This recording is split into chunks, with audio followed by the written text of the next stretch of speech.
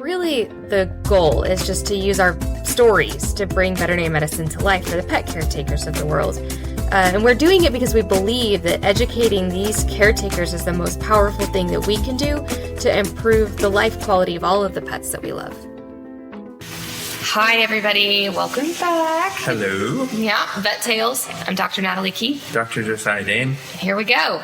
All right. Cat stuff. Cat stuff. They don't get, talked about enough. No, they don't. They get lumped in. They get lumped in, but this today is It's their time to shine. It's a cat-specific problem. Yes. And we are talking about Urine. FLUTD. I was like, can I title this episode Cat, period, Urine Trouble? FLUTD. What does FLUTD mean? Feline lower urinary tract disease. Okay. Yeah. Did I pass? Well, I just didn't really. I never used FLUTD. Oh, really? Okay, yeah. Yeah, it's like this encompassing... I knew what it meant. He does. Don't be worried. He definitely knows what it means. But it's like some people say it, some people don't. But it's designed to encompass a myriad of urinary issues that cats get, and specifically chronic recurrent versions of that. And the reason why we lump them together is because they all typically present the exact same. Mm-hmm. Yep. They do. Yeah, it's super frustrating because of that very thing. Mm-hmm. You're like, I don't know, do you have a horrible cystitis or you have an obstruction? Either way, only tiny drops of bloody pee come out. Yes, exactly. And one is annoying and one is life-threatening. So sorry, no we other have differences. to do diagnostics. We definitely do. Yes, this is not a guess and check. Yes. So typical presenting clinical signs or symptoms that we see with FLUTD are going to be bloody urine, straining to urinate, and that could be a lot of urine coming out or no urine coming out. Mm-hmm. Urinating in unusual places, everyone's favorite. Yes. Urinary blockage, which is almost exclusively a male cat issue. Yeah. And then licking of that area. Yeah. Excessive grooming and stuff. Yeah. And they can block. Yes, stones can cause them to block, but I've seen blocked cats just from inflammation. Yeah, because they'll get vibrant and blood clots and things and block with that. So crazy. It really is. Yes. Yeah, and the blockages are the scariest thing because those are life-threatening within a relatively short period of time.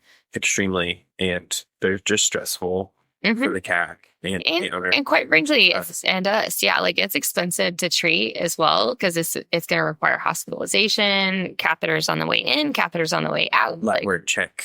Yes. Up and down multiple times. Making sure the kidneys are and the electrolytes. Yeah. So it was great. A segue into how do we diagnose it?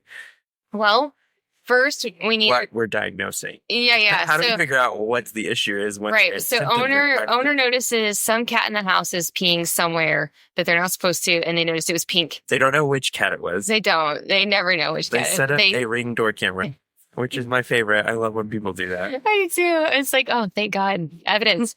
But usually they have a sneaky suspicion which cat it is. And, or sometimes a cat would be vocalizing when they urinate. And that's a good tip off because it hurts. And so they'll bring the cat in. And the very first thing that we do is put an ultrasound probe over the top of the bladder and try to obtain a urine sample. Yes. And so that's 2 for 1 because we're looking at the bladder itself, looking how big it is, looking at the contents within the bladder, looking for, and then when we hold the urine, looking at the urine itself visually, just grossly, and then we put it into our urinalysis machine and we look get lots of data. Yeah. Of the urine. Your first thing when you put that ultrasound probe on, you're like, oh, thank God it's not blocked. Yeah. And then, or if it is blocked, you're like, well, yeah, here we go. And then we go, is there cancer? Yeah. It's always my next thought. Yes. Depending on the cat, like dogs, that's my very first thought. But on cats, I'm like, how many stones? Where are they? Yeah. What are they doing? Yeah. Crystals. Yeah. But hopefully you don't find that. And sometimes what we'll actually find instead is a completely empty bladder. Mm-hmm. And then we will ask you to leave your cat with us for a few hours while it makes more pee. Mm-hmm. And then we try again. Yep. And then hopefully they don't pee on their blanket and they're getting... Well, so now we have that hydrophobic sand, which is nice because it beads the urine up quite nicely on top. And the cats don't mind the substrate because it feels familiar to them. But you get a lot of debris. Mm-hmm. It isn't like the old lab litter with the little plastic BBs. They were stressed out about that. The cats didn't love it, but it made a better urine sample. Mm-hmm. So anyway. Most of the time they're producing urine within an hour. We can snag it. Yeah. Yeah. And then the really tough ones are when they're super inflamed and they're like just peeing super small amounts, but constantly. Mm-hmm. And then you're like, sometimes you have to just like treat them, which we don't like to do. But if we literally cannot obtain a sample, then sometimes we have to lean towards that. Yeah. And the reason why we want urine is because we want to make sure if there is a UTI or if this is what we call sterile cystitis or just sterile inflammation of the bladder, which is really common in cats. Yeah. And doesn't require an antibiotic, but rather just requires anti-inflammatories to calm the bladder down and then looking for the source of what triggered the inflammation, which is the hardest part. That is the hardest part. Because we may never know. Yeah. Because stress alone can cause them to have a inflamed bladder. Yeah.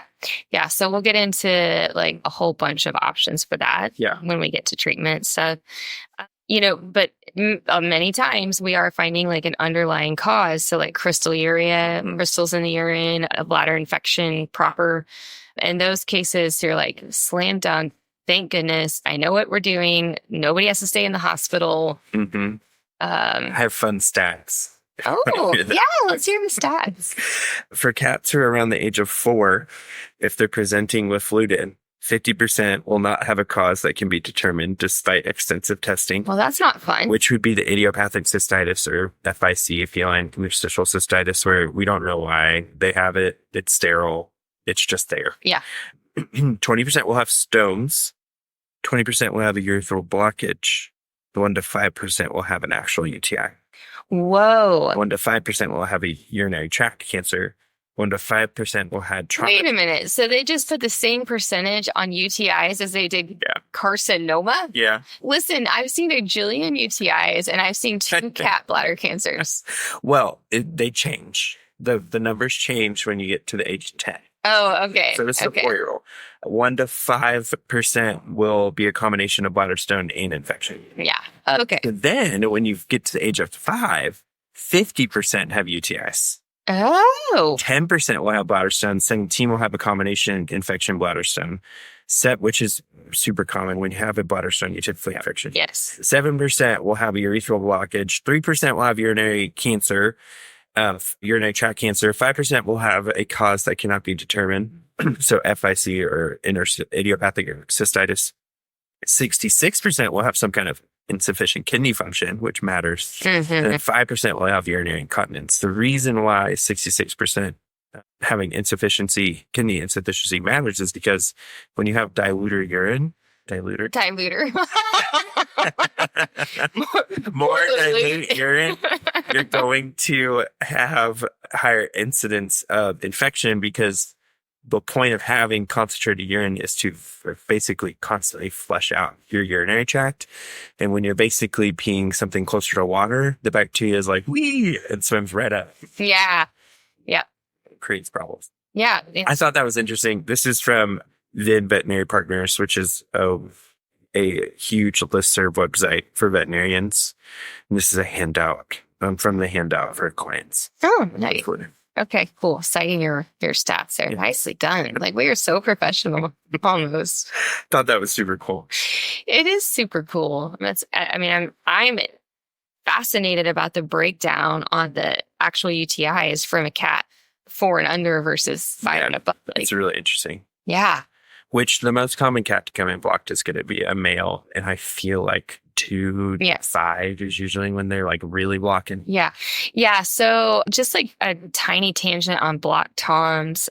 They're usually not toms. They're usually neutered males. We call them block toms. What is the word for a neutered male? Something with a G.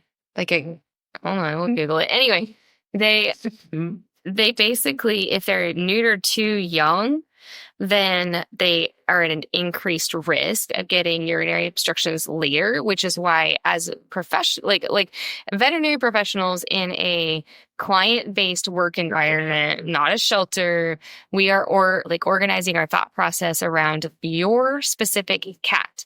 And so our specific goal is to keep your specific cat healthy. And so we recommend not neutering anytime before 6 months. Yes. But in shelters like that, just isn't always a thing. It's just what happens. Yep. Yeah. So hold on. Why can't I not find this? Looking up what your cat is called. Yeah, I know. I really think it's like, I don't want to guess because then I'm going to be wrong, but I have a name in my head. We'll see if I was right. Oh, no, I was wrong. But yeah, it's called a gib, G-I-B. Like, I knew it was a G. Say. I want to know. Hold on, I got to look up what the word actually means for. Anyway, so. Oh, I was going to say a gomer, which is an inept or stupid colleague, which feels a little bit like me right now, especially a trainee. Anyway. Okay, gib it is. So the breakdown brought us some differentials. Yes. We typically come to the diagnosis through ultrasound urinalysis. Yep. Sometimes culture and sensitivity. Culture. But we're supposed to do those way more often than we do. But the practicality of the turnaround time can be cumbersome. Typically, the process we follow is urinalysis, ultrasound, treat, recheck the UA in 7 days. If bacteria is still noted, we normally would recommend a culture before moving to a bigger antibiotic. Yeah, it's nice because the IDEX machine will actually do bacterial presence confirmation testing, and it doesn't cost any extra. So sometimes the urinalysis machine will be like, we suspect there's bacteria. And then there's like this separate kind of within the same system, you add these different adjuvants and we get this different test results, and it will confirm or rule out the presence of bacteria in there. So that's kind of another way we avoid having to do as many cultures. Yeah. And so that's kind of what we do for UTIs. Most of the time, 99% of the time, they resolve with just the first defense antibiotic, which is a cephalosporin of some sort, and they respond very well and they do great. And then, for stones and crystalluria, so crystalluria just means there's crystals in the urine, which are forming typically due to the environment and the pH of the urine, which is like how acidic or basic it is. Those patients don't always have stones, and stone patients don't always have crystalluria, so they're kind of separate. Mm-hmm. But then you can also get stone formation, which is most of the time, definitely male cats are going to be surgical. Mm-hmm. You can start, a specialized diet and see if they'll dissolve, but most of the time they're not dissolving. Stats are not great on the dissolving of the stones, but I always especially if I really don't want this cat to have to go to surgery and it's pretty stable otherwise. And females, I'm way more likely to try it with a female because I'm not as worried about them getting a life-threatening blockage. Yeah, I'm more worried about males. I'm like, no, I'm not worth it. I'm not going to risk the risk. Yeah, but I'll give them a couple of weeks on the food and recheck the stone diameter on an x-ray and see if you're making any progress. That's if they aren't actively clinical and struggling. And so not every patient's a candidate to do the diet dissolving, try to do that before surgery. I've had a couple and I've gotten maybe a handful to actually dissolve with just the food alone. And there's just a lot of factors that go into that. But we have to monitor them so closely because you don't want them to block while the stone is dissolving. And the anxiety that owners are having to deal with whenever they're straining to urinate, they're like, are they blocked or just inflamed? Are they blocked or just inflamed? It's just just so stressful. So the food still is imperative regardless. That's right. Yeah. Long-term management of crystalluria, cats with stones, cats who have blocked before. That's probably the most important discussion on all of this. Or it is. guys. Yeah. What do we do? We put them on a urinary diet. That there are multiple brands available and things, but I'm going to name drop my favorite. What? Only ever used. Okay. Yeah. When I was first out of school and in school, we used Hill Science Diet CD. And it's pretty effective, but the reason I like the Royal Canin is there's two reasons. One, I think the cats like it better. Love it. They do. My cats love it. Yeah, they really do. It's the most palatable diet, in my opinion, whatever that is worth. And then the other thing is that they have the urinary calm because a lot of this is stress induced. And the calm has DHAs in it, which is designed to be more soothing, to decrease stress level within the cat. And then the other big thing that this food is doing is that it's changing the pH of the urine.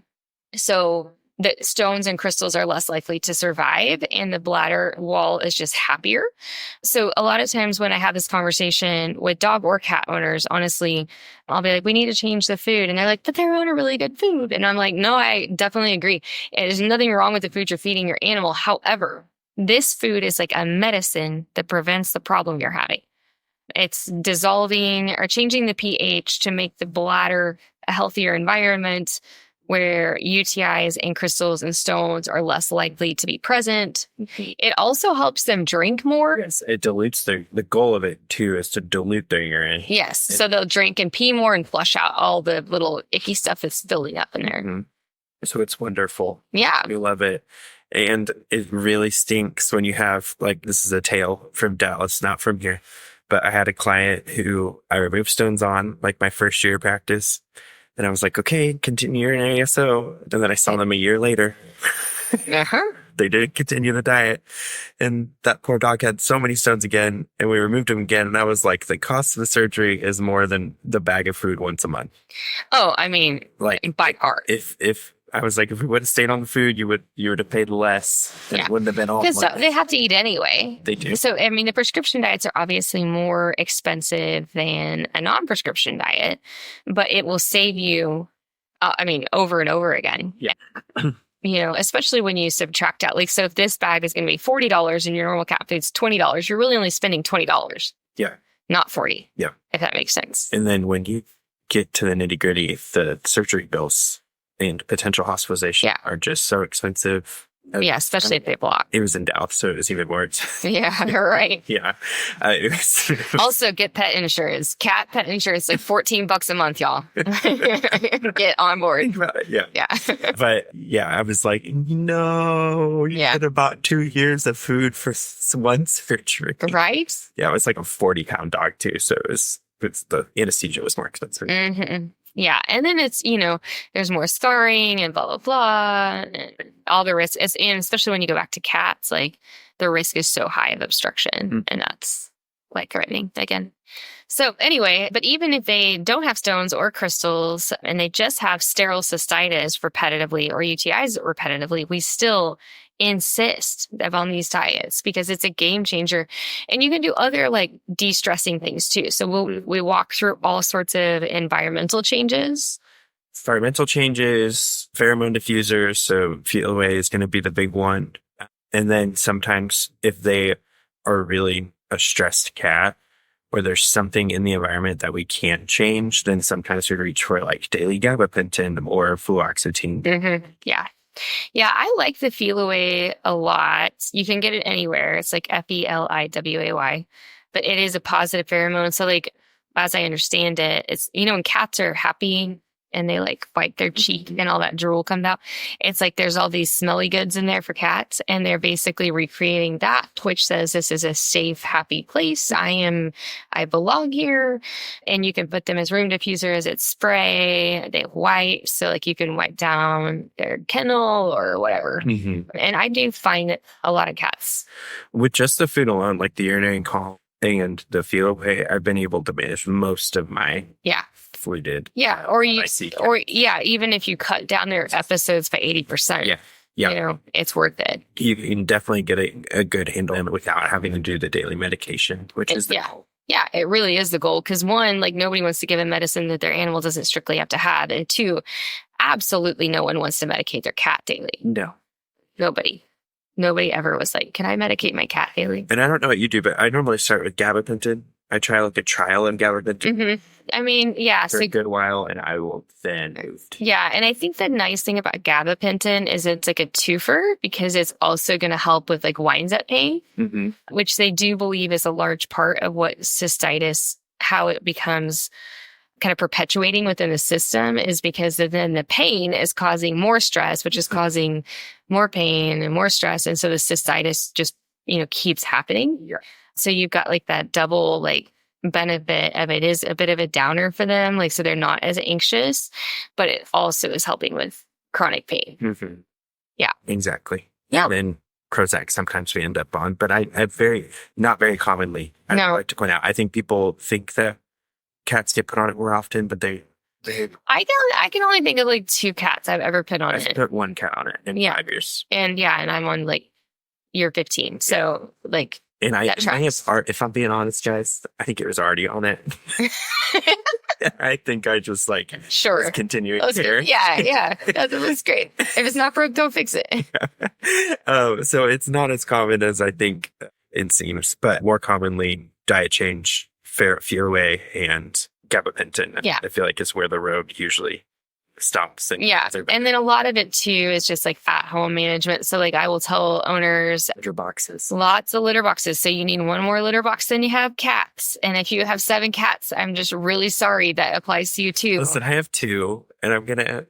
You only have 2 litter boxes. I only have 1 Okay. litter box. Well, and so here's the thing, right? Like, I should have more, but I am lucky, and my boy cats just don't care. right. That's the thing is like, if you're getting by, like that's fine. But if you're having a problem, because cats are silent bulliers. Oh, they're so mean. Yeah, they really are. Or my cats aren't silent about it. My cats are like, They're like junior high girls. they tackle each other. My cat. Your cat's tackle each I other. love it. Okay. They like do like WWE moves. Like one of my cats who's fat goes up to the skinnier one, wraps its arms around his neck, throws him onto the ground. That's awesome. We need video of that.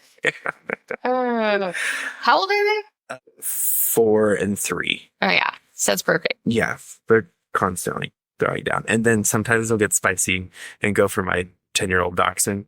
And Doc is like, he screams, no.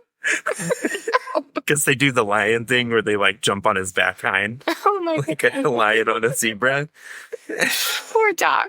Oh God, help him. Anyway, so if you're getting by with it, that's fine. But if you're not getting by with it, that's a very important step. Yes. And then also sometimes people have to have the bedroom cat, and they Find out who the bully is. Yeah. Which is hard. The because patio sometimes cats. The bully doesn't look like the bully. Yeah. And it even gets in the weeds for me where I'm like, I don't know. Like, it's like watching an episode of Big Brother. Like, Yeah. Like, I don't know who's being the aggressor here. I was like, you can't have Ring cameras all over your home. But we do have actually specialist services for behavior at OSU. And so that is an option. And I know that I've been doing a couple of her talks now. What's her name? I could not tell you. All right. She's at Oklahoma State, and she's done a few talks of the CE events that I've been to. Interesting. So that's an option if it gets out of hand where we can't control it here.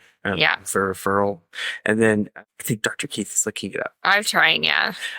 The other thing is if we continue just kind of last kind of treatment option for cats who are either blocking a lot or have blocked a lot, block again. This is the 3rd time you've blocked. Sometimes we recommend surgery. Not super commonly because most cats don't get to that point, but there's a surgery called PU. Then it's where they remove, because they typically male cats are going to be the ones blocking. They will remove the penile tissue and leave them with an artificial larger opening. Mm-hmm. We normally refer out. This is one of the few surgeries we refer out for. I feel like we normally refer out for that surgery.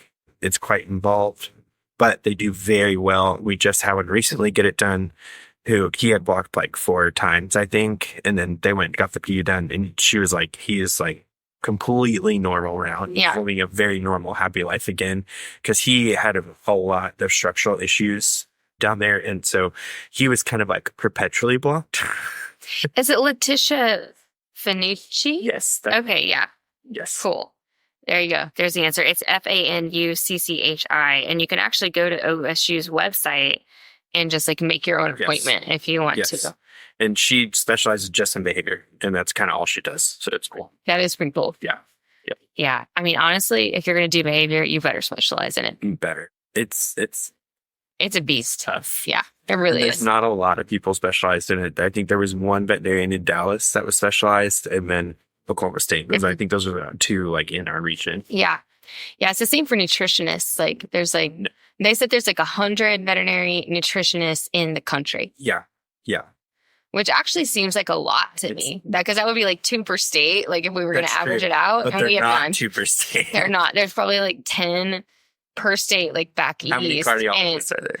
I don't know. Not enough is the short answer. I want to know that. I know. Dr. Dame and I are going to get some like CE on echo, and we're both like internally screaming. But you can't refer. So you got to like. But most people don't want to have you a cat can't. or dog in the car for 3 hours to go to Dallas. And your wait time can be like, months. And so it's just like, we got to figure this out right now. It's expensive. Anyway, blah, blah, blah. Referrals. Mm-hmm. Okay. So anything else we want to say about FLUTD in general? I don't think so. Okay. I mean, I think we covered it. But like, if you have questions, as always, we're here. Yeah. Send us an email or text if you want it. But yes. And then if you have any requests for another episode topic, shoot that my way.